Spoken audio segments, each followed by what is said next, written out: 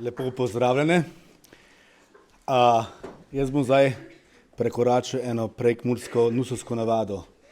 Ko je Patrisa pela v latinščini, sem si mislil, da ne bo celo bogoslužje za Celjane kot latinščina, bom jaz govoril slovensko. Da bodo vsaj malo razumeli, tako da oprostite, moji dragi nusovščari, ampak tokrat bo slovensko in tematiko, ki sem jo danes izbral za ta večer, za sveti večer, je zelo nenavadna. Boste slišali in ko sem se jaz pripravljal, sem moje žene Suzi povedal, daj idi preberi, če je to primerno za sveti večer. Pa je rekla, če boš ti to spela, bomo videli. Ok, slišali smo in zelo dobro poznamo božično zgodbo. O pastirjih na poljanih, o dogodkih v štalici in tako naprej.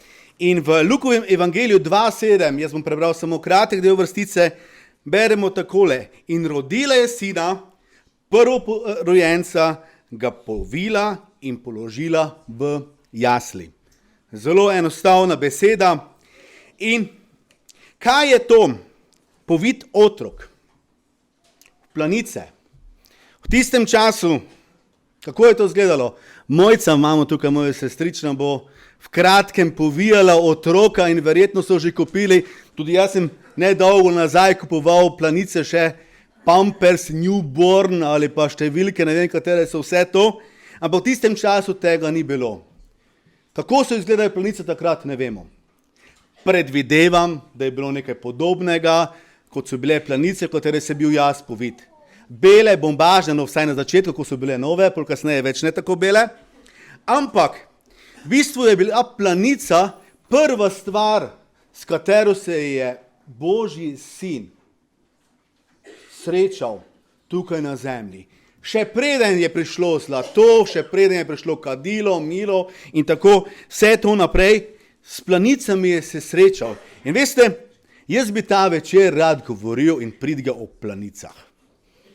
Ste že kdaj to slišali? Pridigo na sveti večer o planičkah. In jaz doma planic več nisem našel, sem pa našel zelo podobno tkanino, kot so planice. Zakaj se to uporablja, mamice, veste, ne? In jaz bi prosil Anabel. Veste, božični večer je praznik, katerega se najbolj veselijo otroci. In veste, jaz delam tudi z otroci, zelo rad, tudi pri rangerjih in zelo radi delamo praktično. Kaj ste delali, gor se dela, tako fajn, lahko pri meni. Ok? In veste, daj še slajd naprej davati. Če vzajemo planičko v roke, jo zavijamo tako okrog prsteka, kako bi to izgledalo? In zdaj bo Anabel na ta prstek še narisala, kot so se zmenila, tako nariše, ko narište narvido. Bole, čakaj. Še bolje debelo. Čakaj, probaj, če ne idete, tako. Zdaj probaj.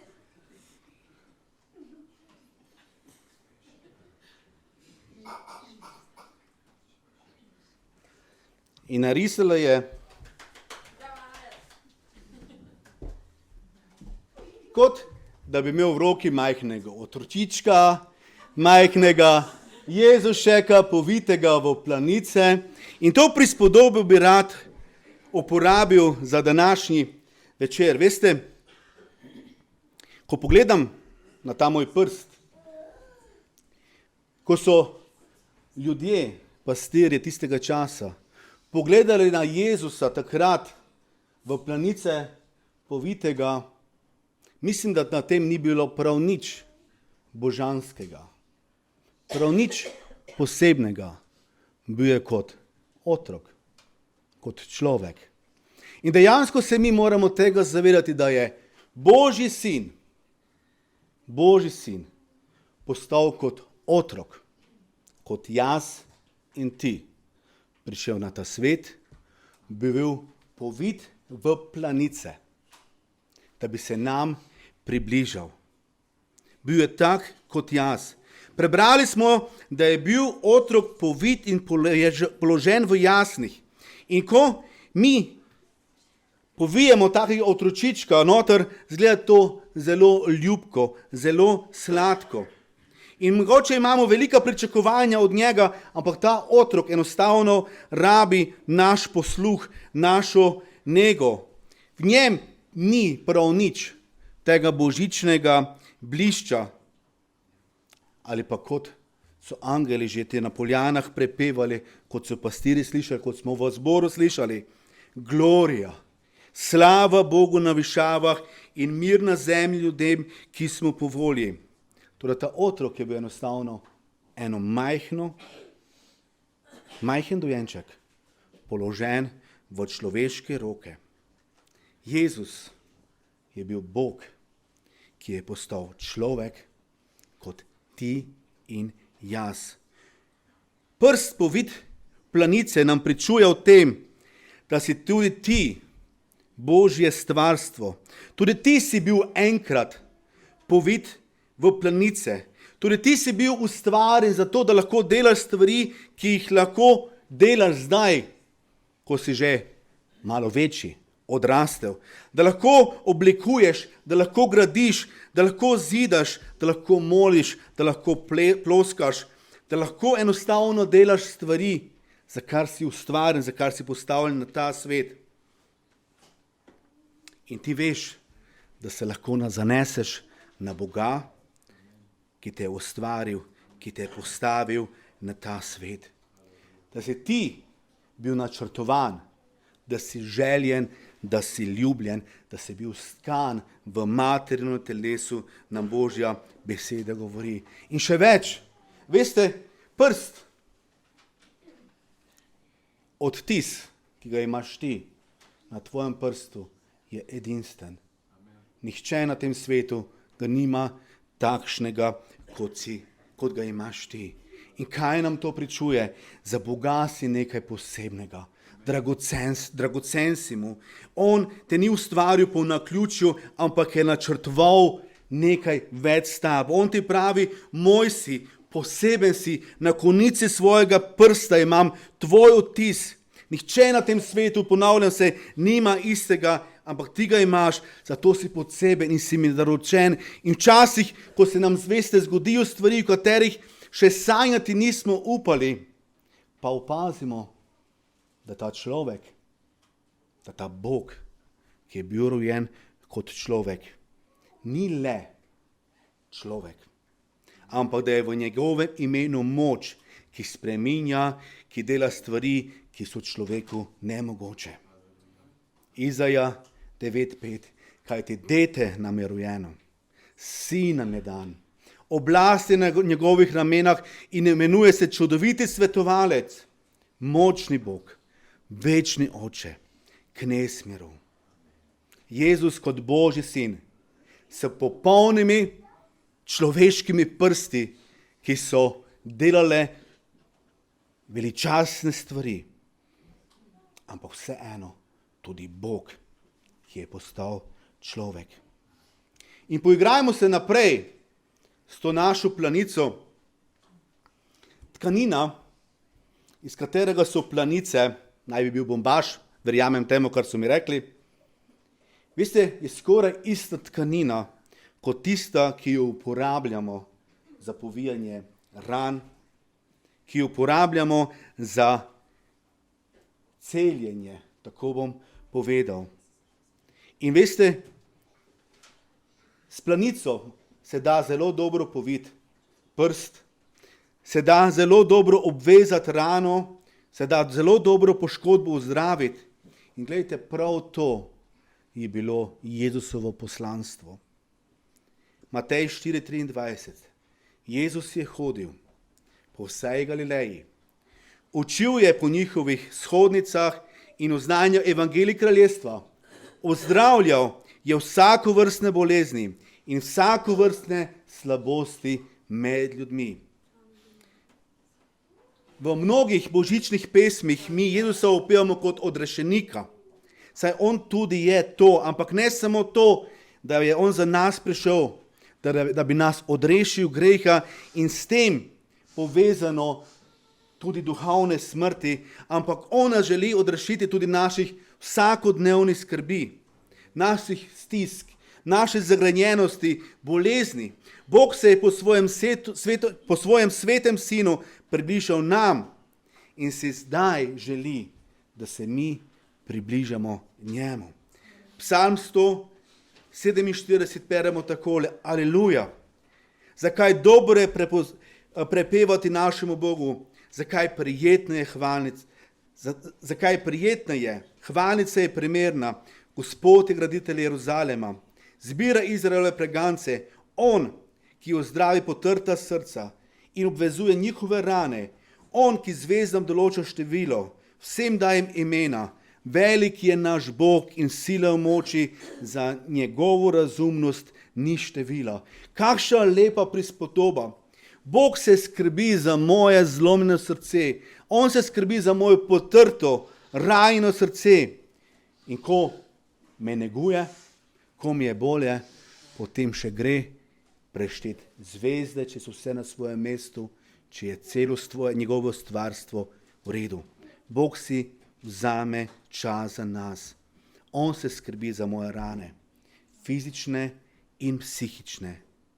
In poleg tega se skrbi tudi za milijone drugih ljudi, za vse tiste, ki nimajo strehe nad glavo, ki nimajo doma, ki nimajo hrane. In veste, Bogu ni vse eno, kar se dan danes dogaja po svetu v mnogih vojnah, ki ljudje trpijo in umirajo v bolečinah.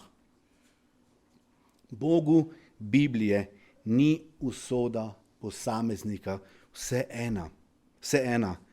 In veste, tudi jaz, tudi ti se pogosto čutiš, da si izgubljen v množici, da si nepomemben, ampak ni tako.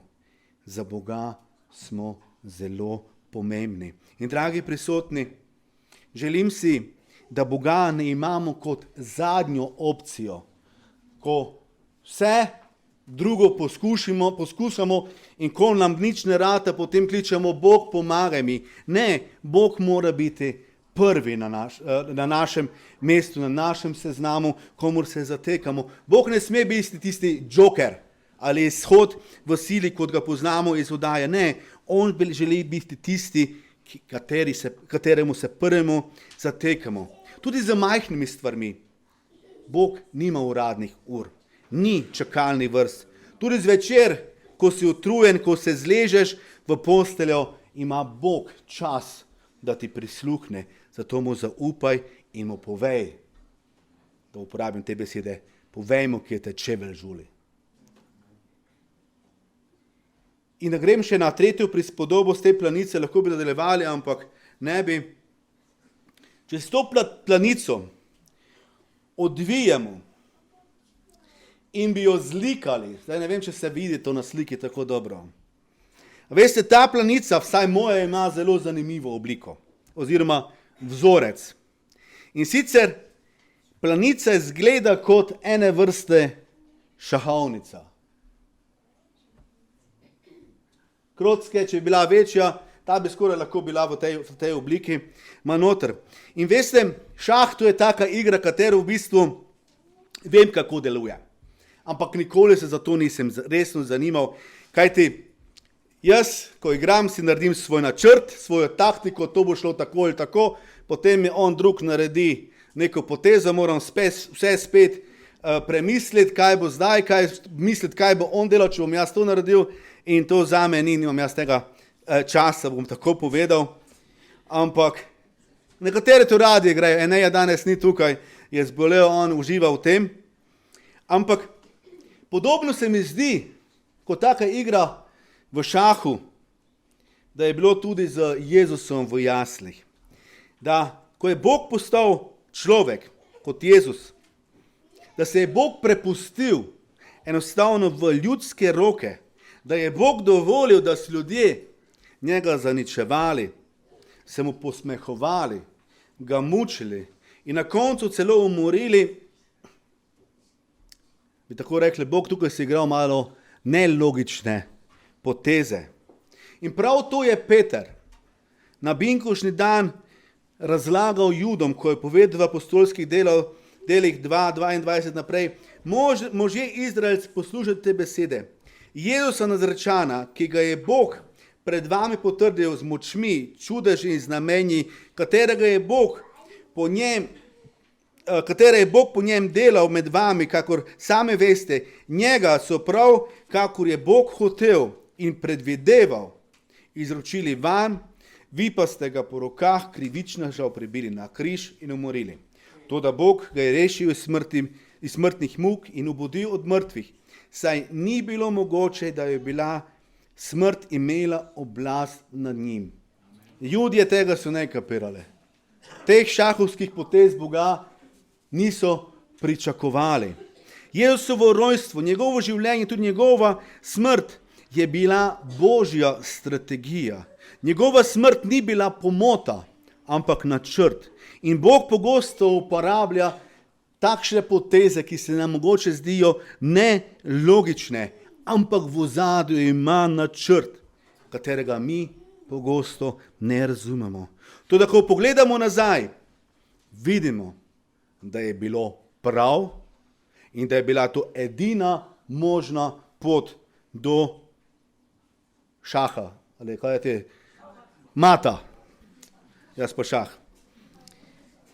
In danes, po tem predbožičnem večeru, ko lahko pogledamo na svoje življenje in na to, kar se okoli nas dogaja, se lahko tudi mi včasih vprašamo, pa kakšna igra se igra zdaj to?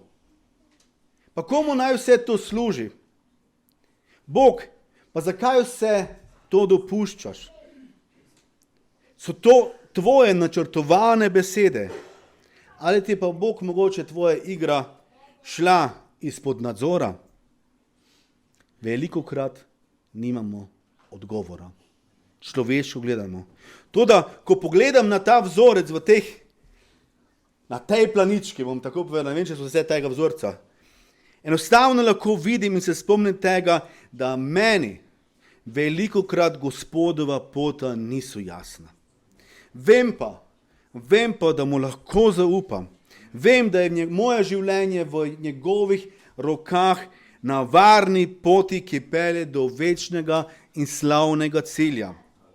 In danes, na ta sveti večer, si želim za vse nas, tako ko se spominjamo Jezusovega rojstva, da se spomnimo tudi njegove obljube.